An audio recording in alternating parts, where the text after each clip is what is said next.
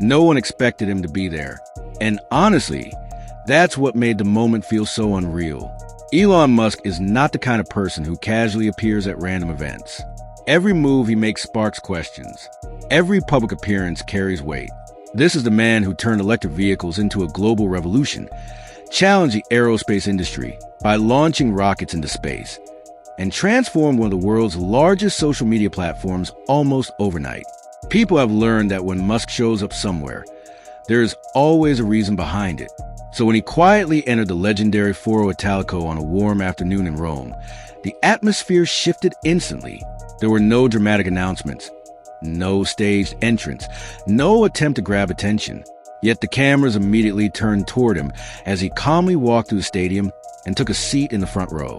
Then he locked his eyes on the court with complete focus. Around him, fans, reporters, and even tournament staff were all thinking the exact same thing. Why was he here? Why was he there? Once people finally started connecting the dots, the answer revealed something much bigger than just Elon Musk showing up at a tennis match. It revealed the level that Alex Ila had quietly reached.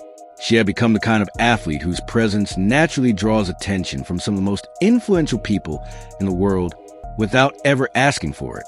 To understand the moment properly, you have to go back to what Rome actually felt like that week. Even before Musk entered the stadium, the energy inside the legendary Foro Italico was already building into something unforgettable. Music. Alex had already survived 2 major battles in the tournament. First came her dramatic win over Magdalena Freck, a grueling 3-set match that demanded resilience at every stage. She fought back from a deficit in the deciding set and saved 9 of 10 break points along the way. Numbers like that do not happen by luck.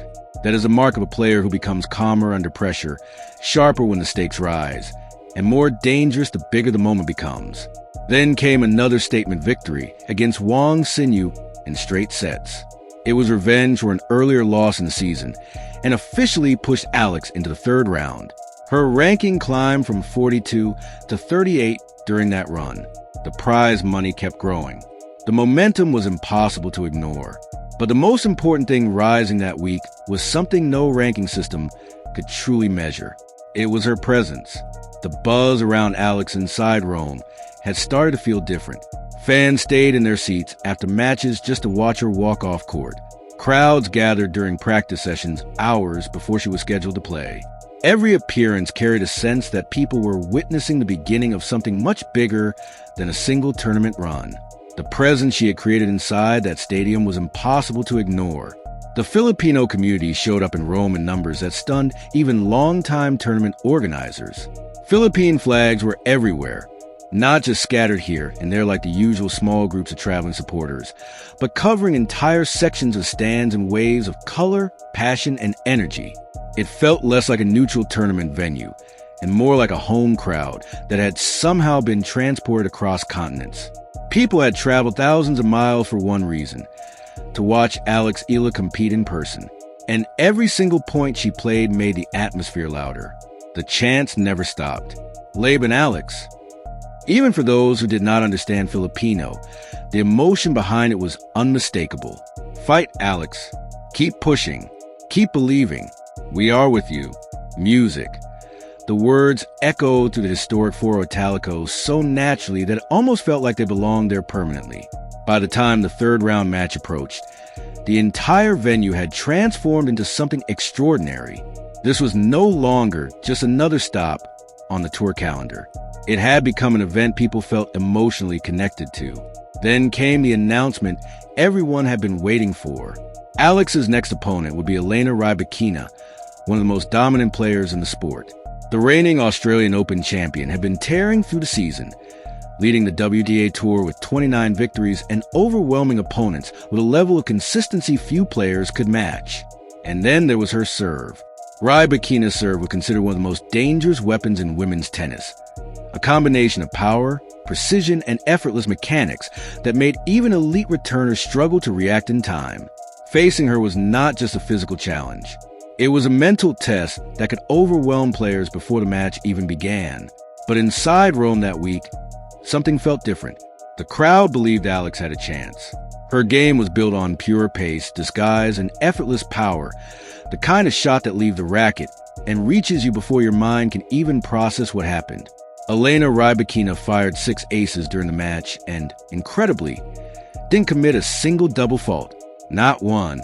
The weakest part of most players' games, the vulnerable second serve, the moment opponents usually attack, simply never appeared. She was operating at a level that felt nearly flawless. Before the match even began, most analysts had already decided how the story would end.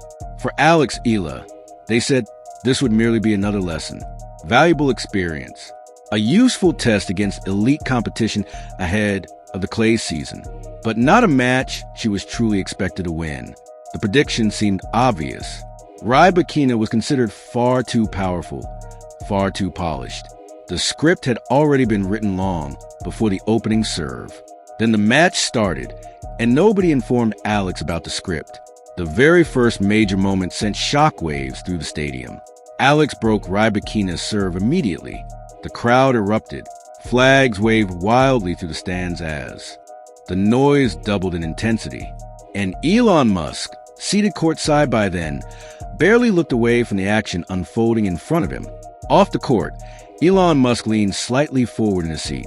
Beside him sat a tournament official who had witnessed this exact reaction before, from figures like Francesco Totti, Valentino Rossi, and countless others who had stepped into the orbit of Alex Ila without fully understanding what made her different. The official recognized the shift immediately. There's a specific moment that happens when people watch Alex for the first time. They arrive curious, maybe interested, but still detached. Then suddenly, somewhere in the middle of a rally, a fearless shot, or a point she has no business surviving, something changes. She refuses to play according to the script the match seems to demand, and the spectators stop, casually watching. They lean in. By the second game, Musk was already there.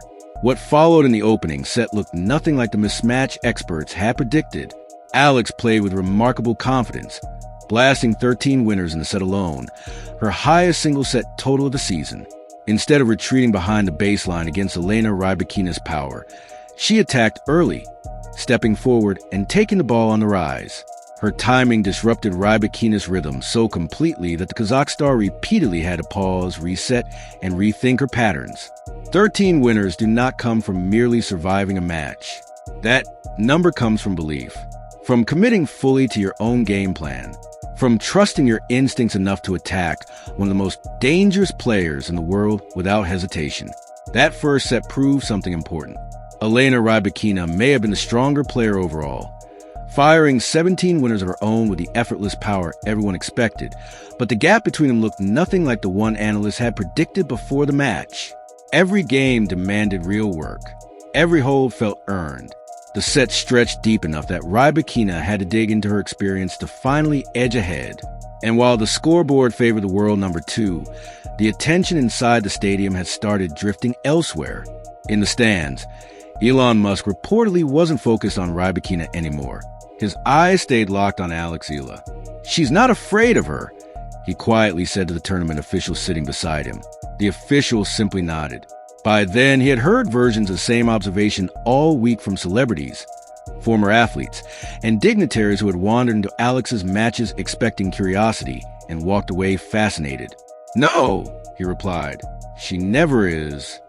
But the second set brought the kind of challenge that reveals who a player truly is. Rybakina raised her level immediately, breaking early and moving ahead 3-1. For the first time all afternoon, the energy inside the stadium shifted. The noise that had shaken the court moments earlier faded into a nervous silence. Flags that had been waving nonstop slowly lowered. The chants softened into uneasy murmurs. It was a familiar moment every underdog story eventually reaches, the point where reality threatens to reassert itself, where the favorite begins tightening control, and the crowd quietly wonders if the magic is finally slipping away in a match like this. It always comes down to a breath held too long, waiting to see which version of a player emerges. The one who feels the floor tilt beneath them and quietly recalibrates. Or the one who starts playing not to lose. With some players, the answer is already known because you've seen them in those pressure points before. You've watched the shoulders tighten, the hesitation creep in, the game shrink under expectation. But Alex Ila doesn't shrink. She broke back immediately. No visible reset, no cautious rallying to rebuild confidence, no tactical delay to find rhythm. Just action.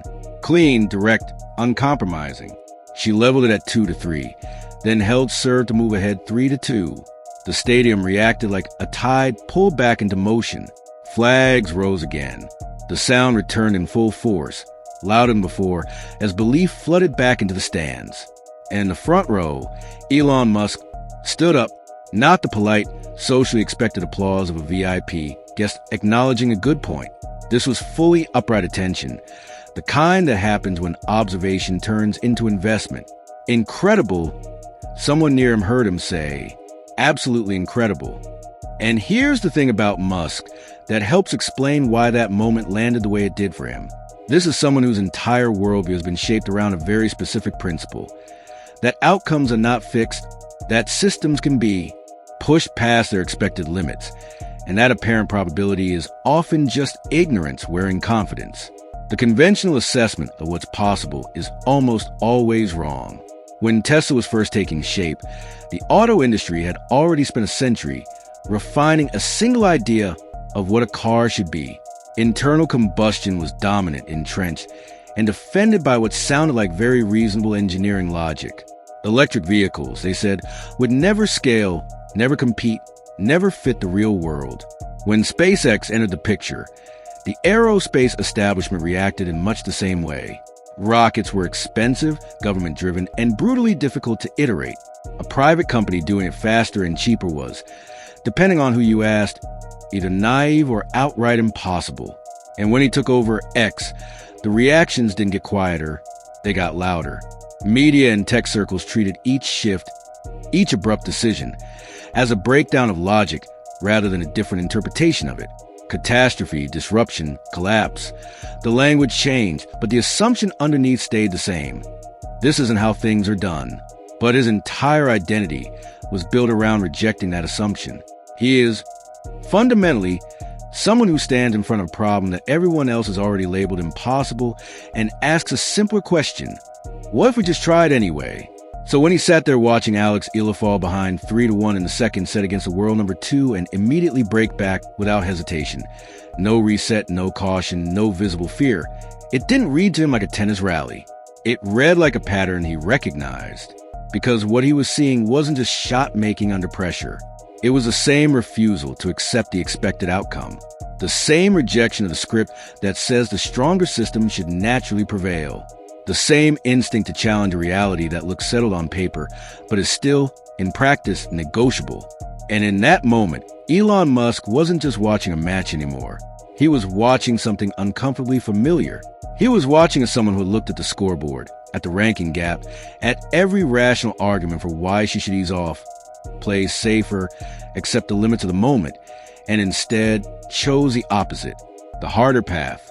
The one that demands belief when belief is no longer the statistically reasonable option. Keep swinging, keep stepping in, keep trusting the shot even when the match is telling you not to. That recognition Elon Musk saw in Alex Ila that afternoon wasn't really about tennis at all. It was about a deeper kind of refusal, the kind that doesn't adjust identity based on short-term evidence. The player who doesn't downgrade ambition just because the present moment looks unfavorable. The one who keeps acting as if the outcome is still unwritten. The match itself ended the way experience eventually tends to enforce its authority.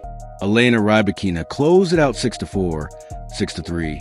But those numbers need context, because a straight set result against a world number 2 can disguise more than it reveals. Inside those sets, there was resistance, real, sustained, uncomfortable resistance. Alex produced 32 unforced errors from Rybakina across the match.